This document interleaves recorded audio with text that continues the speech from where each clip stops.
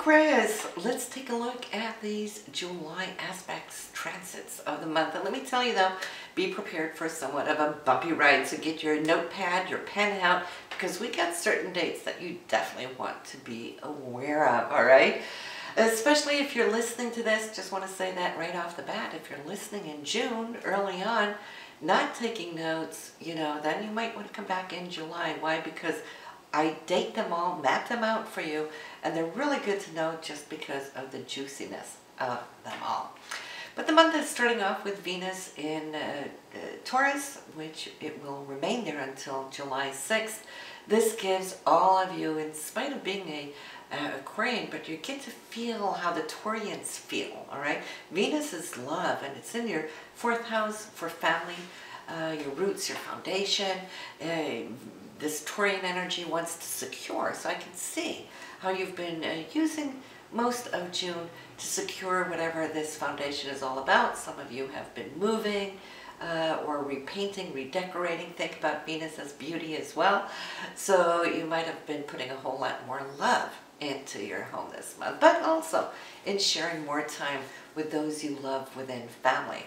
After the 6th, Venus will move into your 5th house of joy and creativity, self-expression.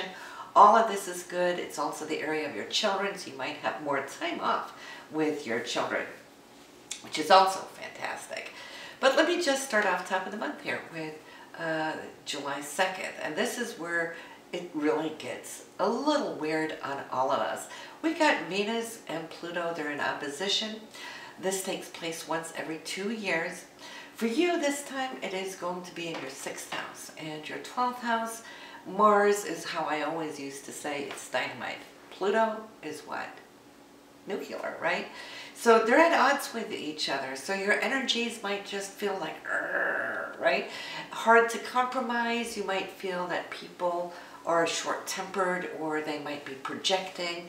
We want to really watch out for power games, manipulation, guilt tripping, that kind of thing. And when these energies really run high like this, basically what we figure out and come to see is that nobody's really listening because the defense mechanisms in human beings really rise to the occasion, and we're not really settling anything, we're just venting, right? So if you are listening early on in June and you know that you've been stuffing certain things, try to work with it. Try to deal with it way before you enter into July. Trust me, it's just going to be that much easier for you. If you verbalize whatever the issue may be now, early, then you won't have to encounter this, because what this eruption is about are only those things that we've been stuffing and holding down, that we've been feeling guilty or resentful about. That is what is going to arise. Not making it much easier there on the 4th either, when Mercury, which is communication, is totally off with Uranus. There might be something, a bone thrown into the mix, and we're like, whoops, didn't see that coming. So we're still not in a good, even balance with our footing. On the 5th, the Sun, which is you, is squaring off on Jupiter, which rules fairness, balance, justice, those things, where Jupiter sees that I really need to fix this because this isn't right. And Jupiter for you is in the 9th house, upon which it rules, making it that much more, should I say, potent for you. This Jupiter really sees things from a higher perspective, and through that it really knows how things should be. And if something is off, somebody's not treating you well, you will express it. The Sun here is feeling that it needs to really rise to the occasion of the vision that you hold. Your vision is great, Aquarius. You know what you want. This is where I see that you're angling. You got a perfect alignment to Neptune, which is that dream. But it's still a little ethereal. It hasn't really materialized yet. So if anybody comes in and threatens this dream, well, I can see that you're ready to, I won't say attack it, but you will stand up for what you believe is yours. On the 7th, I think this is, good for communication, negotiations, and so forth. You're feeling that you're coming from a place where you're speaking your higher truth, which you are, and I feel that this is really great. You are now in a place of heightened creativity and self-expression. So I feel the 7th is great, but I want you to know there's something lingering behind. It's like the monster in the closet. We don't see it yet, but what is lingering behind these dates, even though you're feeling pretty good right now? But that whole conjunction from Mars-Pluto and the aftermath of it, the energy from Mars isn't moving that quickly, so it's still holding that Plutonian energy in it. And when we get to the 9th, this is the full moon. The Sun is opposing Pluto. So here we have full moon Pluto in opposition from the Sun. This is really, really triggering out. If you didn't cleanse everything out by the 2nd, it is definitely going to erupt that much more forcefully, because the moon is our reaction. The full moon is what brings everything up to the surface, right? We're full of it. What are we full of? We're full of Pluto saying, I'm not doing this, or not putting up with. I mean, it can really be hot and intense. And it's not going to be easy. I want to say that right off the bat, because Mars is still lingering there in an open opposition to Pluto. So it's still firing on those cylinders. The Sun is there too, right? So that's why I said, if you know about any lingering issues that need to be cleared out, do it in June. If you wait to July, well, you might just get sucked into this. But, you know, you might have a perfect world, you know, and I believe a lot of you do, Aquarius, that it's not really, you know, you having any issues needing to come up, but watch people go off their hinges. You know, they may come and project, and that's why I'm saying, be careful for any guilt tripping, power games, and so forth, because that could be projected onto you, and you'll go, what is this about, right? Pluto can be very manipulative in that sense. On the 14th, I feel that you are okay. You're expressing yourself today with a higher sense of justice, understanding, but it throws us into the 17th.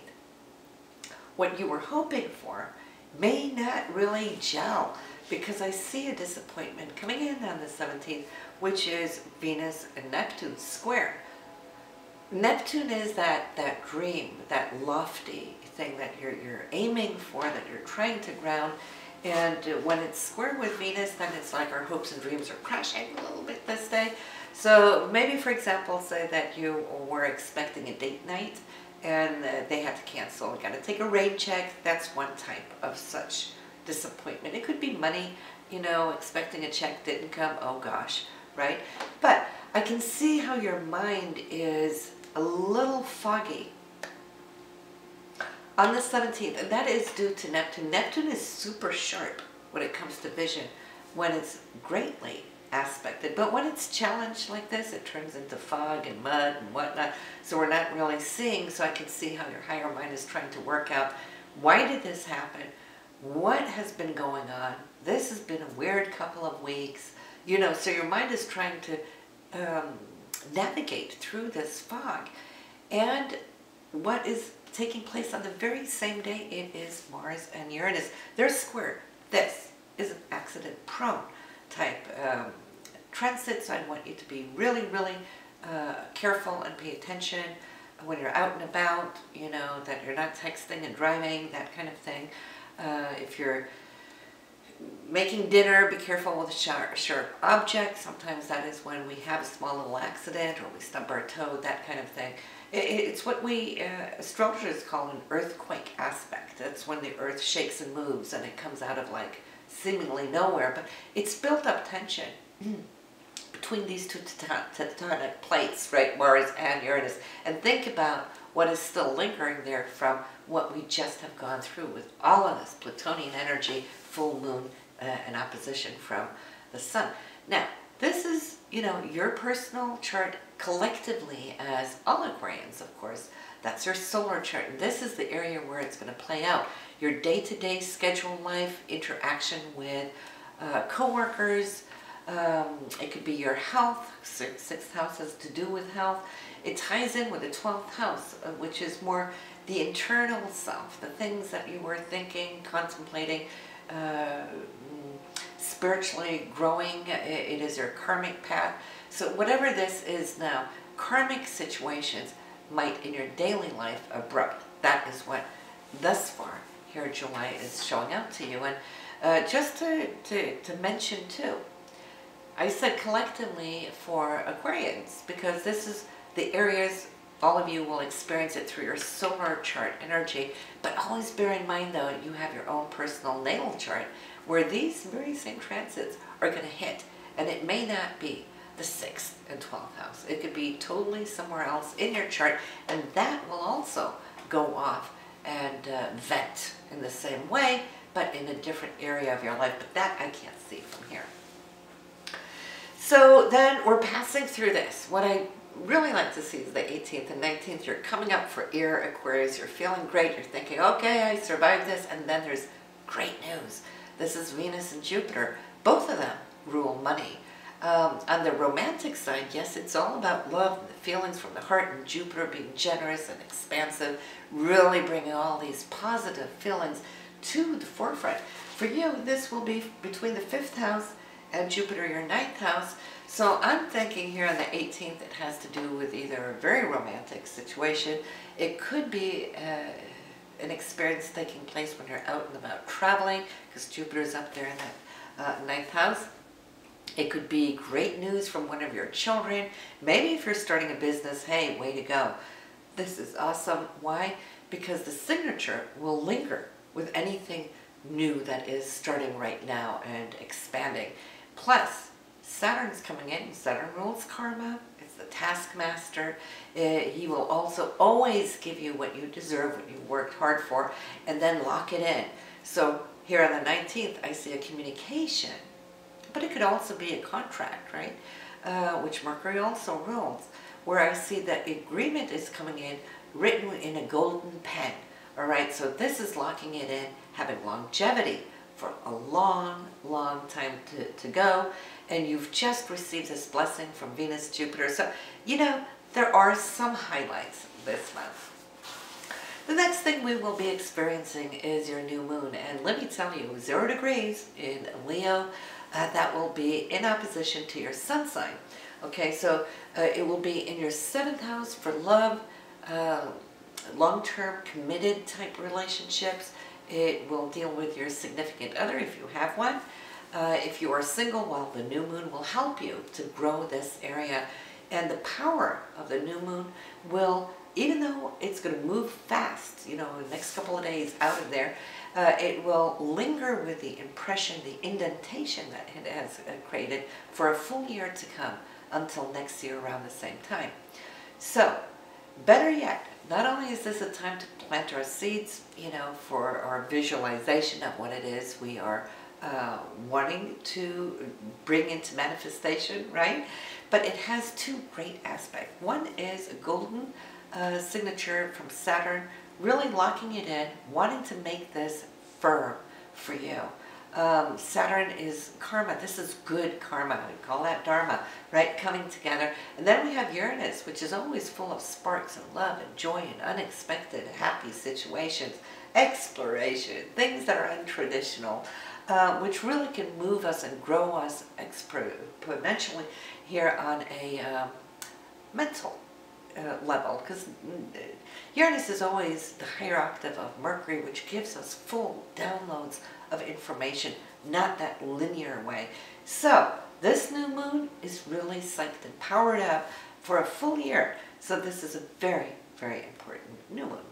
Again, that is on the 23rd, so do make a little note, take a little time off, do some great visualizations so that you could harvest the best of this. Already within a month, you might see something good coming from it. On the 24th, we have Venus, Saturn. They're opposed, and you might think, oh God, right? And yes, sometimes we do feel that things are a little cold. And why is that? When Saturn has a difficult, challenging aspect to Venus? Well, it is because it has rings, right? It's like Venus can't really enter in because Saturn is pushing. It's this push-pull. Venus wants to give, Saturn goes like this, you know, so, but, you know, we've just had a few days where things have really come together. I'm sensing that you might think, can I really trust it? Because the month has been such a bumpy ride. that whatever has just formed and come together, you're kind of holding your breath. Can I trust it yet? Can I let my guard down? You know, and if I do, then what if we go down in the next one? But from the 24th onwards, you should be good for this last week of the month. There's great news, some affirmation coming to you before the evening is over on the 24th, which is really going to validate something that you've been not just hoping for, Aquarius, but I think maybe one of the things that you might have been doubting, right, might come as a validation in a positive sense and wiping away whatever that doubt could have been. On the 26th, we have new beginnings. The Mars is lined up here with the Sun, which is you. So I can see how you're just really geared now towards really wanting to take charge and move forward. And you're setting yourself up for what you can come to see is going to be a very dynamic month, especially when it comes to relationships there in August. So I can see that you know where you're heading and you're knowing what you want. And on the 30th, as we close off July, it's ending on a great note. This is Venus and Uranus bringing to you something unexpected, maybe a little untraditional, but it is something that I feel that you can sense is a spark of heaven, right? So listen, this is what I have for you this month, and I'll see you in August. Bye now.